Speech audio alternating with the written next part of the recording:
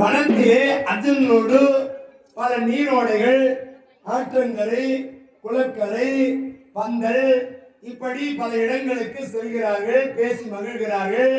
இப்பொழுது அர்ஜுனன் மடி மீது திரௌபதி தலை வைத்து படுத்திருக்கிறாள்.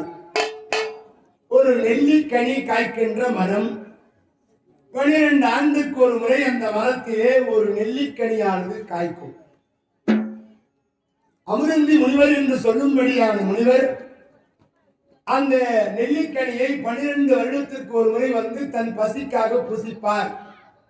தவம் செய்யக்கூடிய முனிவர் அந்த கனியை 12 ஆண்டுக்கு ஒரு முறை அந்த நெல்லி மரத்திலே காய்க்கக்கூடிய ஒரே ஒரு கனி 12 வருஷத்துக்கு ஒரு முறை தான் காய்க்கும். அந்த நெல்லி மரத்தின் அடிவாரத்திலே அர்ஜுனன் மடி மீது திரௌபதி அம்மையார் தலை வைத்து படுத்துக் கொண்டிருக்கிறார்கள். அந்த மரத்தின் மேலே இருக்கிற நெல்லிக்கனியை பார்த்து விரும்புகின்றார். அந்த நெல்லிக்கனி வேண்டும் என்று அர்ஜுனத்தை வேண்டுகிறார்கள். அதற்கென்ன ஒரு வினாடியிலே அந்த கனியை வில்லிலே அம்பி பூட்டி அடிக்கிறேன், அந்த நெல்லிக்கனி உன்னை வந்து சேரும் என்று வில்லை எடுத்து வச்சாராம். அர்ஜுன பெருமான் மனைவி ஆசைப்படுவது ஒரு நெல்லிக்கனிக்காக. பொதுவா புளிப்பு சுவையுடைய பொருட்களை பெண் பிள்ளைகள் விரும்புவார்கள். நெல்லிக்கனியின் மீது ஆசைப்பட்ட காரணத்தினாலே அர்ஜுன பெருமான் அந்த வில்லிலே அம்பை பூட்டி அந்த நெல்லிக்கனியை குறிபார்க்கிறார். அதை ஒரு பாட்டா எடுத்தா எப்படி இருக்கணும், நாங்களும் 2 பேருமா ட்ரை பண்ணிக்கிறோம். பாட்டா வைக்கலாம் இதை. ஆமா,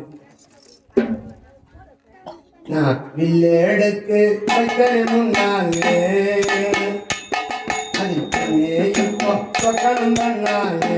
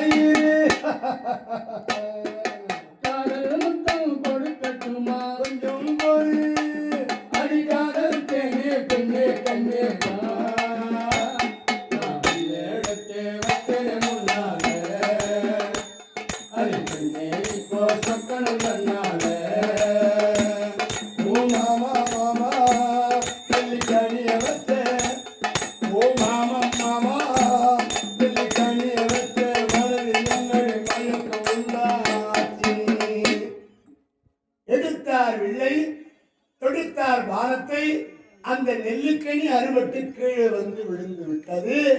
திரௌபதி, நீ கேட்ட நெல்லிக்கனி இந்த அங்க இருக்கிற முனிவர்கள் எல்லாம் பார்த்தாங்க. பிழை செய்து விட்டீர்களே சாமி. அர்ஜுன பெருமானே, நெல்லிக்கனி 12 ஆண்டுக்கு ஒரு முறை மரத்திலே காய்க்கக்கூடிய கனி. அமுதந்தி முனிவர் 12 ஆண்டு தவம் பண்ணிட்டு இந்த பசிக்காக இந்த கனியை புசிப்பார். தவறு பண்ணிட்டீங்களே, அவர் சாபத்திற்கு ஆளாகிட்டீங்களே. அவர் சாபம் கொடுத்தா உங்க வாழ்க்கை என்ன ஆகுது? அந்த முனிவர் சாபம் வந்து நின்று விட்டது. முனிவர் இப்ப வருவாரே, என்ன பண்ணுவீங்க? அப்பதான் அர்ஜுனன் திரௌபதி அழைத்துக் கொண்டு தர்மராஜா கிட்ட போய் நின்றார். அண்ணா, நான் தவறு செய்து விட்டேன் அண்ணா. என்ன தம்பி அர்ஜுனா, என்ன தவறு செய்து விட்டாய் அண்ணா? அமுதந்தி முனிவருக்கு சொந்தமான நெல்லிக்கனியை திரௌபதி கேட்கலாம் வில்லிலே அம்பை பூட்டி அடித்து கொடுத்து விட்டேன் அண்ணா. அந்த முனிவர் சாபத்திற்கு ஆளாக நேரிடுமே அண்ணா.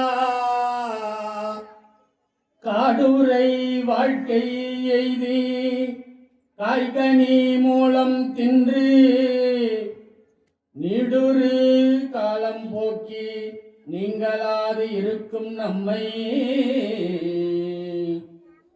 நாள்தோறும் இடையூறன்றி நண்ணுவது இல்லையாயின்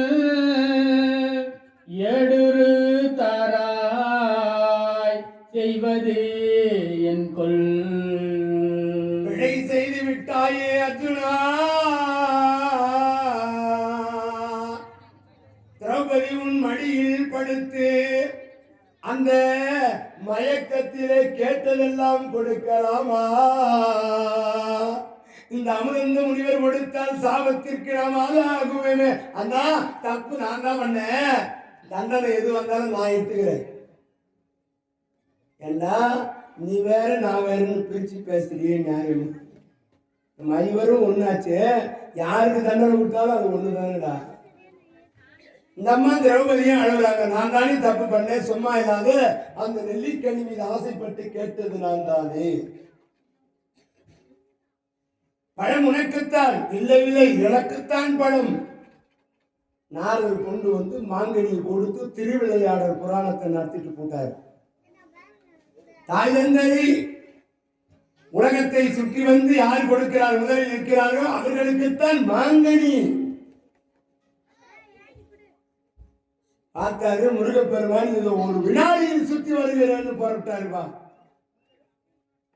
மயில் மேல புறப்படுறாரு. விநாயகர் பெருமான் பார்த்தாரு, பெருசாலி வாகனத்துல எங்க போறது, உலகத்தை சுற்றி பார்க்க. தாய் தந்தையை சுற்றினால் உலகத்தை சுற்றினதாக சமம். தாய் தந்தை என்றால் உலகம், உலகம் என்றால் தாய் தந்தை. தாய் தந்தையை 3 முறை சுற்றி வந்துட்டு மாங்கனி வாங்கி போட்டார். முருகப்பெருமானு எல்லா மலைமையும் போய் கோச்சிக்கிட்டு போய் உக்காந்துனார். திருத்தணியில, திருப்பரங்குன்றத்துல, திருச்செந்தூர்ல, பழனிமலைச்சோலையில, பழனி மலையில, சுவாமி மலையில போய் 6 மலையில போய் உட்கார்ந்தார் கோச்சு. இந்த நெல்லிக்கனியை கேட்டதன் காரணம் நான் தானே. அந்த முனிவர் வந்தா எனக்கு கொடுக்கட்டுமே சாபத்தை. அப்பதான் தர்மராஜா அழுகிறார். பிரித்து பேசுகின்றாயே திரௌபதி, ஐவரோ காடுரை வாழ்க்கை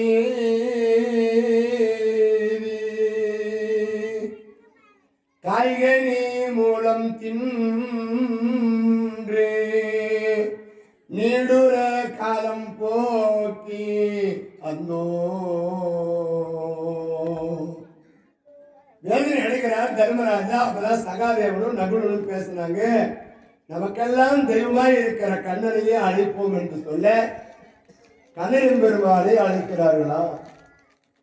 உரிலேன் காணி இல்லை, உறவு மற்றொருவர் இல்லை, பாலில் பாதமூலோ பற்றியே பரமமூர்த்தி. கருளி வண்ணனே கண்ணனே கழறுகின்றேன் ஆருள கலைகள் அம்மா அரங்கமா நகருளானே. ஆருளர் கலைகள் அம்மா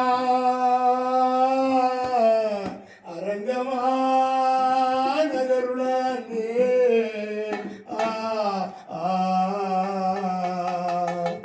பகவான் வந்து காட்சி கொடுத்தார். தர்மராஜா காலில் விழுந்து கண்ணீர் வடிக்கின்றார். சுவாமி, அமிர்ந்தி முனிவருக்கு சொந்தமான நெல்லிக்கனியை திரௌபதி கேட்க அர்ஜுனன் அந்த கனியை வில்லம்பு பூட்டி அடித்து கொடுத்து விட்டார். அந்த முனிவர் சாபத்திற்கு ஆளாகி விடுமோ என்று பயந்து கொண்டிருக்கிற பாண்டவர்களுக்கு பகவான் திருவாய் மலர்ந்தருளி, அப்பா அந்த மரத்தின் அடிவாரத்தில் காம்போடு இருக்கிற இந்த நெல்லிக்கனியை வைத்து தரையில உங்கள் மனதில் இருக்கின்ற கருத்தை ஒவ்வொருவராக சொல்லுங்கள். அந்த கனி போய் காம்போடு மரத்திலே போய் ஒட்டி கொள்ளும் அப்படின்னு சொன்னார். தர்மராஜா அந்த நெல்லிக்கனியை கொண்டு போய் காம்போடு இருக்கிற நெல்லிக்கனியை மரத்தினுடைய அடிவாரத்தில் வைத்தார். தர்மராஜா தன் மனதில் உள்ள கருத்தை சொல்லுகின்றாரா, தொடங்குகிறாரா? தன் முதல் கருத்து தர்மராஜா பேச தொடங்குகிறார். உலகத்திலே நீதி நிலைக்க வேண்டும்.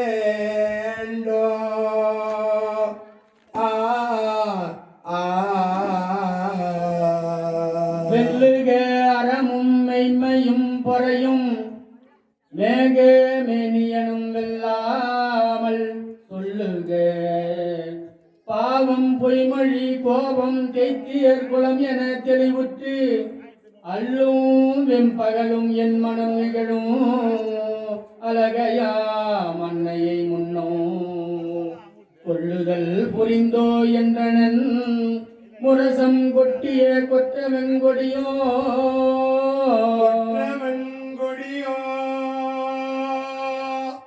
நாலு பேரும் தங்கள் மனக்கருத்தை சொல்ல போறாங்க. இதுதான் ரொம்ப ரொம்ப முக்கியமான இடம். எப்பவுமே தன் மனசுல இருக்கிறத யாரும் சொல்ல மாட்டாங்க. மனசுல இருக்கிற விஷயத்த சொல்ல மாட்டாங்க. பூர்ண கருத்தெல்லாம் சொல்லி கொடுவாங்க.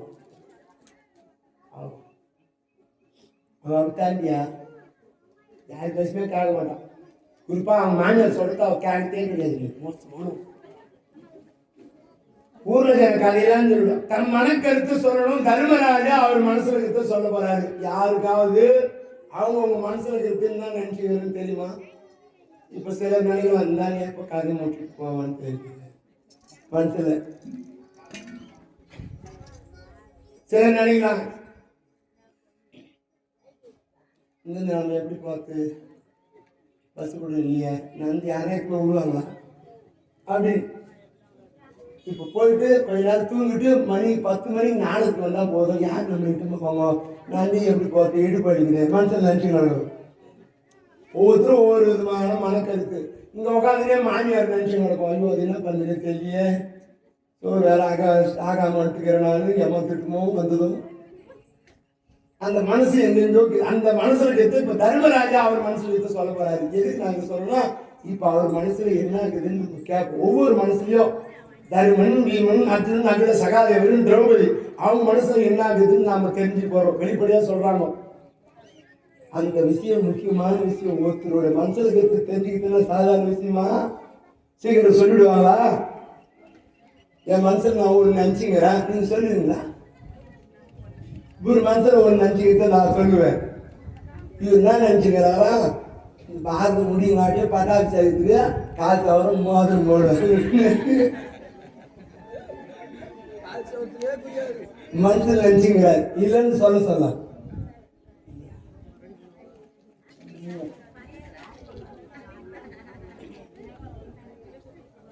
இப்ப தர்மராஜா என்ன சொன்னாரா? வெள்ளுகேரம் நீதி நினைக்க வேண்டும், நான் உண்மை பேச வேண்டும். நீதியோடு இருக்கணும், உண்மையை பேசணும்னு சொல்றாரா தர்மராஜா. இந்த கனி 3.25 கஜம் மேல வந்து நிக்குதாம்பா. அந்த கனி எங்க வந்து நிக்கிற? 3.25 கஜம். இப்போ அடுத்தது பீமஜேனன் தம் மனசுல இருக்க சொல்றாரு. அவர் என்ன சொல்றாரா? பிறர் மனையவரை பெற்ற தாய் எனவும்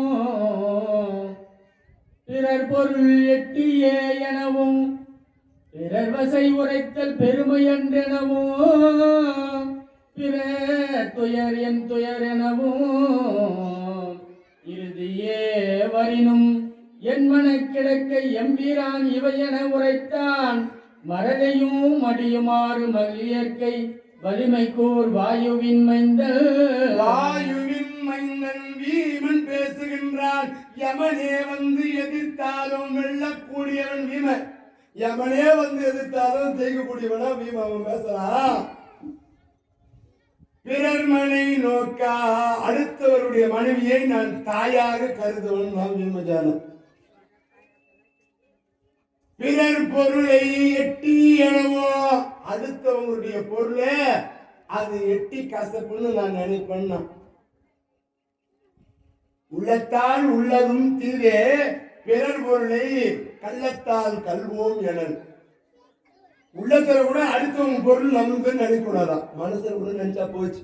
திருவள்ளுவர் சொல்றார், உள்ளத்தால் உள்ளதும் தீரே, பிறர் பொருளை கள்ளத்தால் கல்வோம் எனல். உள்ளத்துல கூட நினைக்கூடாதான் அடுத்தவங்க பொருள் நமக்கு வந்துருமா.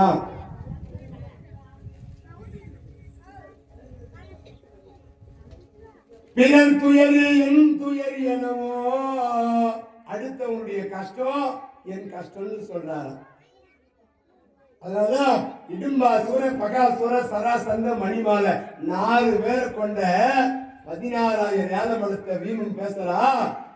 பிறர் மனை நோக்கா பேராண்மை, அடுத்தவருடைய மனைவியை நான் தாயாக கருதுவேன். அடுத்தவருடைய பொருளை நான் எட்டி கசப்ப நினைப்பேன். அடுத்தவர் துயரை என் துயர் என்பேன். அதுதான் முன்னூற்று மங்கலத்திலே பிராமணர்களுக்கு வாழ்வு கொடுத்தார் தீமஜானி. இந்த கனி மீண்டும் 3.4 கதை மேல போய் நிற்குதாம்மா. இப்படி அது ஒன்றன் பின் ஒன்றாக அந்த நெல்லிக்கனி ஒருவர் சொல்ல மேல உயரத்திலே அந்தரத்திலே நிற்கிறது. பிறகு அர்ஜுனன் பேசத் தொடங்குகிறான். ஊனமேயான ஊனிடை இருக்கும் உயிரினை துறந்தும் ஒன்பூணாம் மானமே புறப்பது அவனி மேல் எவர்க்கும் வரிசையும் தோற்றமும் மரபும். உயிரே இடத்துல உயிரா மானம் பெருசா உயிர் பெருசான்னு கேட்டா நான் மானத்தை பெருசாக நினைப்பேன். மானம் போய் நான் உயிர் வாழ மாட்டேன். மானம் போயிடுச்சுன்னா போச்சு, அதோட நான் உயிர் வாழ. ஞானமேயான திருவடி உடையாய் நாளம் உள்ளளவும் நிற்றலினால் இனமே உயிருக்கு இயற்கை ஆதலினால் காண்டிபத்தை நான் என் தாயாக கருதுகிறேன். இந்த காண்டிபத்தை என் அம்மான்னு நான் நினைக்கிறேன். இதை யாராவது பழித்து பேசினா அவங்க யாரா இருந்தாலும் விட மாட்டேன். அது தவிர என் மனசுல யாரும் இல்லை. என் மனசுல இந்த விஷயம் தான் இருக்குது அப்படின்னு அர்ஜுனன் சொன்ன பிறகு மீண்டும் அந்த கனியானது 3.25 அடி மேல நிற்குதாம்பா. 3.25 அடி. பிறகு அந்த நகுலன் தன் மனக்கருத்தை பேசுகின்றான். குலமிக உடைய எழில் மிக உடைய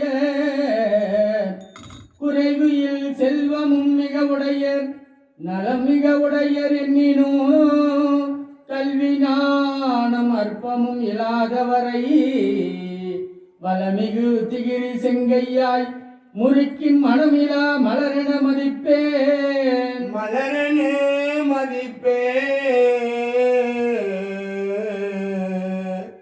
நல்ல குடும்பத்திலே, நல்ல குலத்திலே, நல்ல இனத்திலே, நல்ல இனத்திலே, குடும்பத்திலே பிறந்தவனானாலோ, அழகு அதிகம் உடையவனாக இருந்தாலோ, செல்வ ஸ்ரீமானாக இருந்தாலோ, கல்வி ஞானம் இல்லாதவனை, கல்வி அறிவானது இல்லைன்னா அவர்களை நான் மதிக்க மாட்டேன். மனமில்லா மூடன் என்று சொல்லுவேன். ஒரு மலரில் வாசமில்லாத மலர் என்று கருதுவேன். ஒன்று படித்தால் வருவது கல்வி, படிக்காமல் வருவது ஞானம். சிலரே 6வது படிச்சிருப்பாங்க, அவங்க கிட்ட போய் பேசினா எம்ஏ படிச்சதோட நல்லா பேசுவோம். எம்ஏ படிச்ச போய் என்னப்பா பண்ண முடியும் அவர்கிட்ட? அப்படி ஞானத்தினால் வரும் கல்வி. வந்துச்சுன்னே தெரியும் சுத்தி நடக்கு. படித்தான் வருவது கல்வி, படிக்காமல் வருவது ஞானம். இது ரெண்டும் இல்லாதவர்களை நான் விரும்ப மாட்டேன்னு சொன்ன உடனே மீண்டும் அது கனியாவது அந்தரத்திலே போய் 3.25 அடி மேல நிற்குதுப்பா மீண்டும். அதன் பிறகு சகாதேவன் தன் மனக்கருத்தை சொல்றாரா. சகாதேவன் அவர் என்ன சொல்றாரா, அவருக்கு ஒரு ஞானி. சகாதேவன் கொஞ்சம் ஞானி, கொஞ்சம் வித்தியாசமா பேசுறாரா சகாதேவன். ஒரு மொழி அன்னை வரம்பிலா ஞானம் உற்பவ காரணம் என்றும் தர்மமே துணைவன் கருணையே தோழன் சாந்தமே நலனுறு தாரமோ அரியத்தின் பொறையே மைந்தன் மற்றிந்த அறுவரும் அல்லது ஆர் உறவு என்று இருவரில் இளையோன் மொழிந்தனன் தன் பேருதய மாமலர் கிடையெடுத்தே. சத்தியத்தை நான் தாயாக கருதுவேன், ஞானத்தை தகப்பனாக கருதுவேன், தருமத்தை நான் துணையாக நினைப்பேன், கருணையே எனக்கு நண்பன், சாந்தமே எனக்கு மனைவி, பொறுமையே எனக்கு மகன், இந்த 6 பேரை தவிர என் மனதில் வேறு யாரும் இல்லை. வாழ்க்கையில இந்த 6 விஷயத்தை கடைபிடிக்கிறார் சகாதேவன். சத்தியத்திற்கு தாய் அந்த குந்தமாதேவி, ஞானத்தின் புறப்படும் அஸ்வினி தேவர்கள், தர்மத்திற்கு தர்மராஜா விட வேற யாரை சொல்ல முடியும், கருணைக்கு நண்பன் கண்ணபிரான், சாந்தத்திற்கு பாஞ்சாலி, அப்படி பொறுமைக்கு பெற்றெடுத்த பிள்ளைகள். இப்படி தன் மனக்கருத்தை சொன்ன உடனே அந்த கனி மீண்டும் 3.25 அடி அந்தரத்து மேலே போய் நிற்கின்றதாம். இப்போ திரௌபதி அம்மையாரு அந்த காம்போடு போய் மரத்தில் ஒட்ட வேண்டும். அந்த அம்மையார் மனசுல என்ன இருக்குதுன்னு நாம இப்ப பார்க்க போறோம்.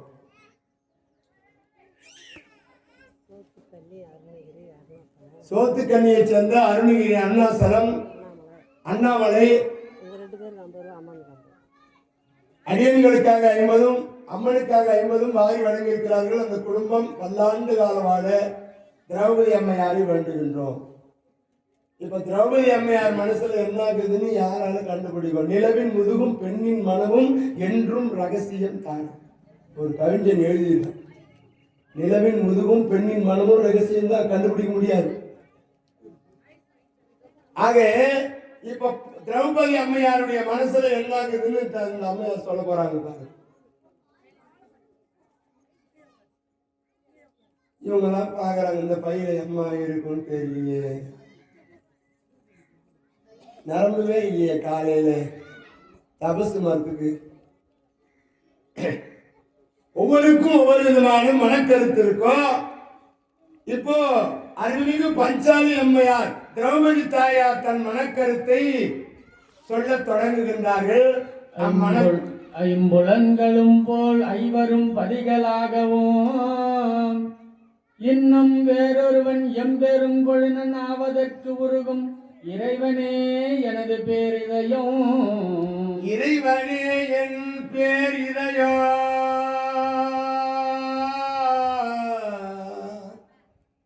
அம்புவீதனில் பெண் பிறந்தவர் எவர்க்கும் ஆடவர் இல்லாமையின் அல்லால் நம்புதற்கு உளரோ என்றன. 5 புலன்களை போல் எனக்கு 5 கணவன்மார்கள் நம்ம சொல்றாங்க. நீர், நிலம், காற்று, ஆகாயம், நெருப்பு என்று 5 புலன்களை போல், கண், மூக்கு, வாய், செவி, உடம்பு என்று 5 புலன்களை போல் எனக்கு 5 கணவன்மார்கள் இருந்தாலும் எனக்கு 5 பேர் வீட்டுக்காரர் இருக்கிறாங்க. 5 புலன்களை போலே 5 எனக்கு பதிகள் கணவன்மார்கள் 5 பேர் இருக்கிறாங்க. அவர்களுக்கு நான் மனைவியா இருக்கிறேன். அவர்களுக்கு 5 பேருக்கு நான் பணிவிடை செய்கிறேன். யாருக்கும் எந்த குறையும் நான் வச்சது கிடையாது. இந்த 5 ராஜாக்களுக்கு நான் எந்த குறையுமே வைக்கல. அப்படி இருக்கிற பொழுது இந்த 5 ராஜாக்களும் மாற்றான் ஒருவன் என்னை ராஜசபையில ஆடையை பிடித்து இழுக்கின்ற பொழுது வெறுமனே பார்த்து கொண்டு இருந்தார்கள். சும்மாவே இருந்தாங்க. இவர்களை தாண்டி என் மனசுல ஒரு ஆள் கேறாருன்னு சொல்றாங்க இந்த அம்மா. என்னப்பா அநியாயம். இந்த அம்மையாரு இந்த 5 பேரும் தாண்டி என் மனசுல வேற ஒரு ஆள் இருக்கிறாங்கன்னு சொல்றாங்க. எப்படி இது நியாயம்? யார் இருக்கிறாங்கன்னு இப்ப பார்க்கலாமா? எம்பெரும் கொழுநல் ஆவதற்குருவோ இறைவனே எனது பேரிதையோ, என் இதயத்தில என் மானம் காப்பாற்றிய என் கண்ணன் தெய்வம் இருக்கின்றார். இந்த 5 பேரை நான் நினைக்கல. என் மனசுல இருக்கிற ஆளு தெய்வமா இருக்கிற கண்ணன் தான் என் மனசுல இருக்கிறாரு. சில பெண்களுக்கு ஆண்கள் கைவிட்டாங்கன்னா தெய்வமே கதின்னு கிடக்கிறம்பா. நானு எங்க வீட்டுக்காரன் விட்டுட்டு போயிட்டா எனக்கு யார் துணை? தெய்வம் தான் துணை அப்படின்னு நினைச்சு நடக்கணும். எம்மா இருக்கிறாங்க.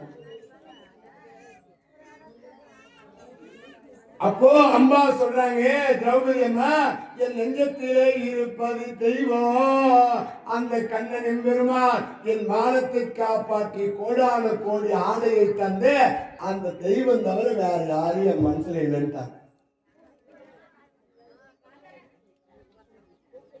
இதை கூட மாமன் பொண்ணு கல்யாணம் பண்ணி என் மனசுல நான் கேட்கணும் இல்லையா சொல்லுவேன். இல்லையா சொல்ல என் அம்மா சொல்லிலே ஒண்ணுதான் கல்யாணம் பண்ணணும்னு. நான் உன் மனசுல கேட்கணும் இல்லையா? என் மனசுல சாமி தான் இருக்கு, வேற யாருக்கும் இடம் கிடையாது. போ சொல்றாங்களா இல்லையா? தெய்வம் இதயத்திலே தெய்வம் இருக்கிறது. பகவானை நினைக்கின்றாங்களா இந்த அம்மா? என் இதயமே தெய்வம்ன்றாங்க. வேற இந்த இடத்துல எதுவுமே கிடையாது, தெய்வம் தான் இது. நான் நினைக்கிறதுக்கு ஒண்ணுமே கிடையாது. தெய்வமே இங்க இருக்கும் போது நான் என்ன நினைக்க முடியும்? அது தவிர வேற ஒன்றும் இல்லைன்னு சொன்ன உடனே இந்த நெல்லிக்கனி போய் அந்த மரத்துல ஒட்டிக்கிட்டுப்பான். ஜோரா கை தட்டுங்க. 6வது இந்த அம்மையார் தன் மனக்கருத்தை சொன்ன உடனே 12 ஆண்டுக்கு ஒரு முறை காய்க்கக்கூடிய நெல்லிக்கனி காம்பிலே போய் அப்படியே எப்படி இருந்ததோ அது மாதிரி ஒட்டிக்கிட்டான்.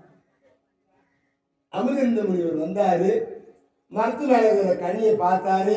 12 வருஷமா பொறுத்து இந்த காய்த்த கனியை எடுத்து சாப்பிட்டு பாண்டவர்களுக்கு நல்ல ஆசை புரிந்தாரு. ராதாரமண கோவிந்தா கோவிந்தா, ஆஞ்சநேயர் கோவிந்தா கோவிந்தா, லட்சுமி வர கோவிந்தா கோவிந்தா, கோவிந்த நாம சங்கீர்த்தனோ கோவிந்தா கோவிந்தா, கோவிந்தா கோவிந்தா. அதன் பிறகு என்ன நடக்கிறதா? காட்டிலே பல துன்பங்கள், மீண்டும் வனவாச வாழ்க்கையிலே எத்தனை எத்தனை துன்பங்கள். துரியோதனனுக்கு ஒரு மைத்துரங்கிறான், துச்சலையினுடைய கனவை. அவன் பேரு சைந்தவன் பேரு. கொள்ளாத பாவி அவன். அவன் நான் போய் பாண்டவர்களை அழிச்சிடுறேன்னு துரியோதனன் கிட்ட. துரியோதனா நீ கவலைப்படாத மச்சான், ஓய் நீ கவலைப்படாத ஓய். நீ இருக்கும்போது எனக்கு என்ன கவலை மச்சான்? நான் இருக்கும்போது கவலைப்படாத ஓய். சாயந்தரம் 6 மணி ஆகட்டும் ஓய். சரி மாமா. ஆனால் ஒரு 50 ரூபா கம்மியாகுது மச்சான்.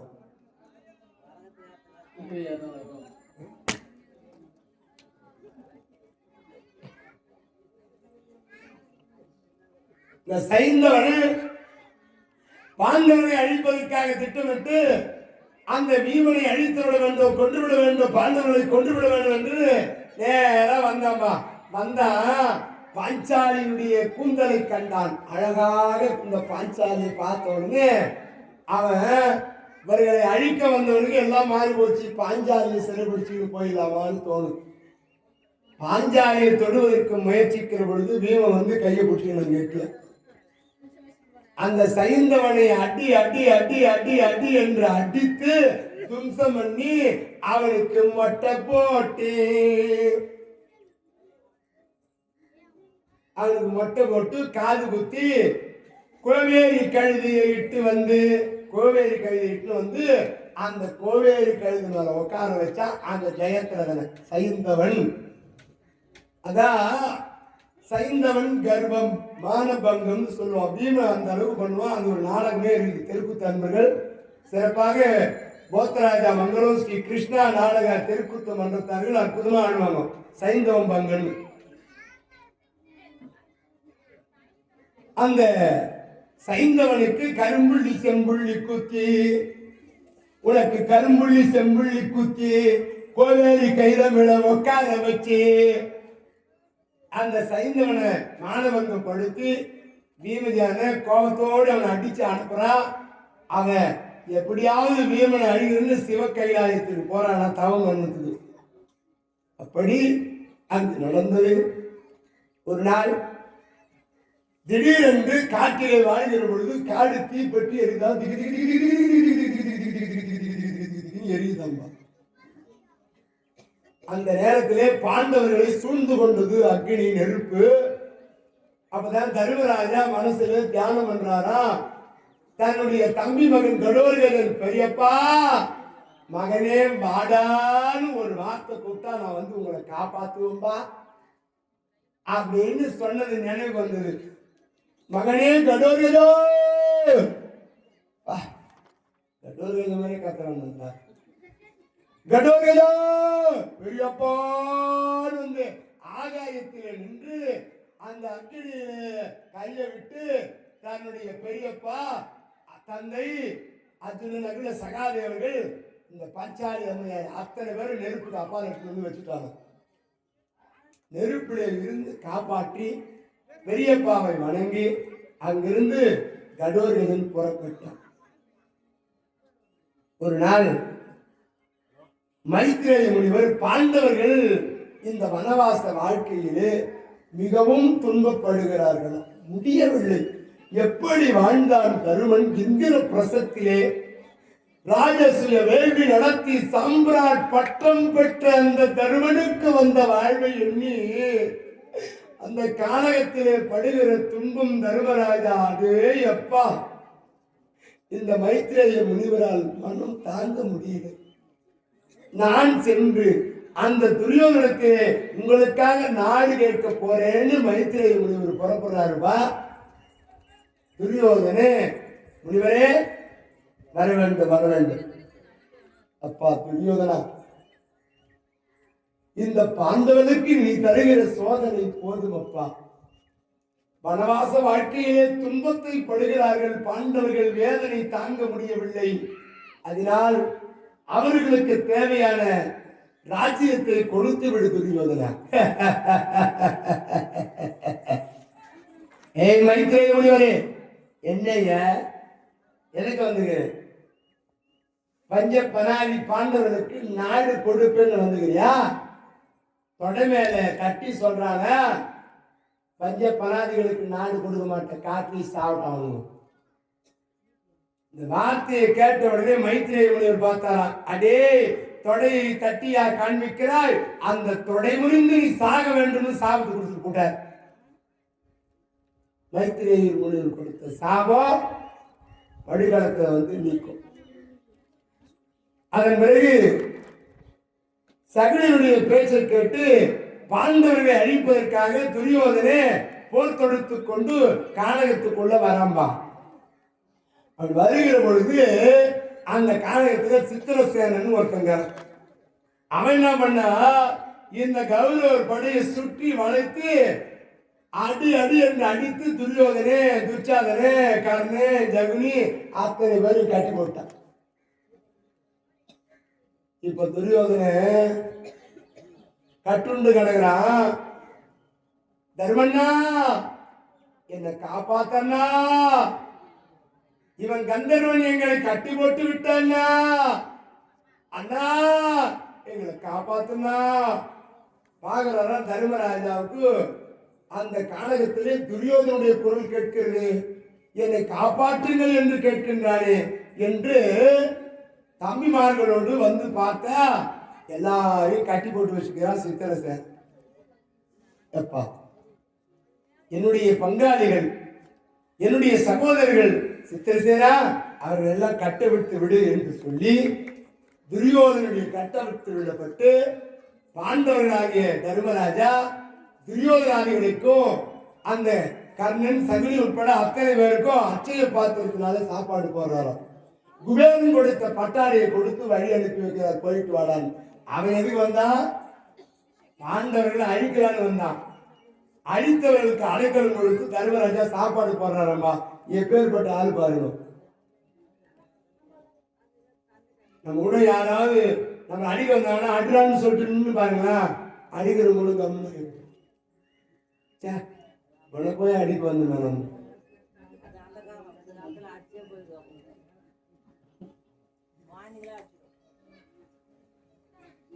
ஒரு கன்னத்தை காண்பித்தால் மறு கன்னத்தை காண்பித்தார். வீட்டுக்கார மனைவி போட்டு அடிச்சாலாம் இந்த பக்கம் அடிடி வலிக்குது, இந்த பக்கம் அடிடின்னு காட்டுறது இல்லையா? எம்மா அடி அடிக்கிற போட்டு வாய் விட்டானே இருக்கிறாங்க. எங்க பக்கம் செம்ம அடி கும்பிட்டு வீட்டுக்காருக்கு அடினா அடி, அம்மா அடி.